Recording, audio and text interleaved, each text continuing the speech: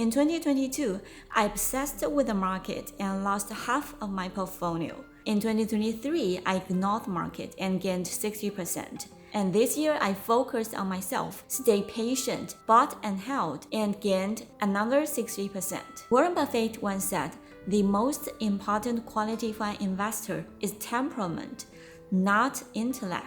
My own losses and gains proved that. In this video, I'll share how temperament and inner wealth affect outer wealth, inner assets, and market reflections. Market mirrors your state of being. When my mind is chaotic, my portfolio reflected that chaos, and it dropped over 50%. But when I became patient, centered, and clear, my results followed, with 260% gains. So if you want to compound wealth, start from within. External compounding starts only after the internal compounding begins. That's the first principle of growth in money, health, and in life. There are 7 inner assets I built along the way. First, patience.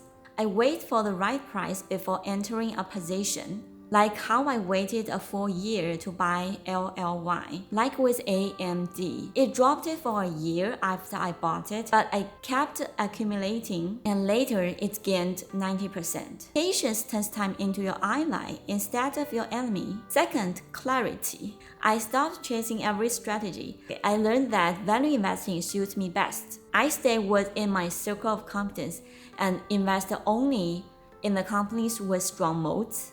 When I lost 52%, I realized I'd need to gain over 100% to recover. And that pain taught me humility, not greed. 3. Discipline.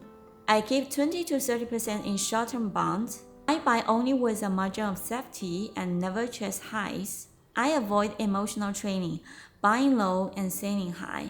4. Focus. I concentrate my holdings in companies I deeply understand and believe in. My portfolio is concentrated only with 7 holdings. I ignore daily ups and downs and focus on long-term compounding. 5. Surrender. I no longer set annual target and compare my returns with others. I accept whatever the market gives me. Surrender doesn't mean giving up, it means trusting the process and being at peace with the results. 6. Peace. I stay calm when fear rises and when greed tempts me. I don't check my holdings every day. I focus on what brings me peace. Reading, writing, making videos, walking, weight training. 7. Emotional sovereignty. The market is a perfect mirror for your emotions.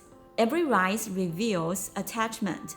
Every drop reveals fear. When I stopped letting emotions control me, I discovered the true sovereignty, the inner stability no market swing could shake. By building those inner assets, I not only gained 60% in the market, I gained awareness. Awareness is the foundation of every inner asset. Without awareness, patience becomes merely waiting, clarity becomes rigidity, and discipline turns into control.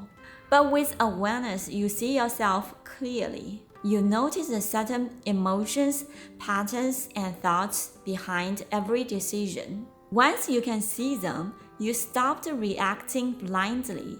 You started to responding intentionally. Awareness turns reaction into wisdom and motion into compounding. To be a good investor, cultivate your inner assets and practice awareness along the way. Inner assets and awareness are universal. Inner assets doesn't just improve investing, it transforms every part of life. Because awareness isn't limited to the market, it's a light that reveals the truth in everything you do. When I became more aware, I started to make better decisions. In health, I used to exercise for appearance. Now I train my body to strengthen my mind, to feel alive, grounded, and centered. Strength training improves every aspect of my life. In relationships, awareness taught me emotional sovereignty. I no longer wait others to complete me. Instead, I complete myself. I shifted from doing more to being more. Every routine, reading, writing, making videos, became part of one continuous practice of self-awareness. Everything compounds when awareness grows. Because the same consciousness that built a strong portfolio also built a strong body, a peaceful mind, and a fulfilled heart. In the past, I invested for freedom. Now I invest from freedom. From that stillness, clarity arises. You become a wiser investor, a calmer parent, a more conscious creator of your own life. Because the principles that guide the great investing, patience, discipline, and surrender are the same principles that create love, health, and peace. Warren Buffett said the most important investment you can make is in yourself. Now I no longer measure my return in percentages. Because in the end, the greatest portfolio isn't made of stocks and bonds. It's made of wisdom, awareness, and peace. And that's a portfolio I'll keep compounding for the rest of my life. In the next video, I'll share the mindset that keeps me still in chaos.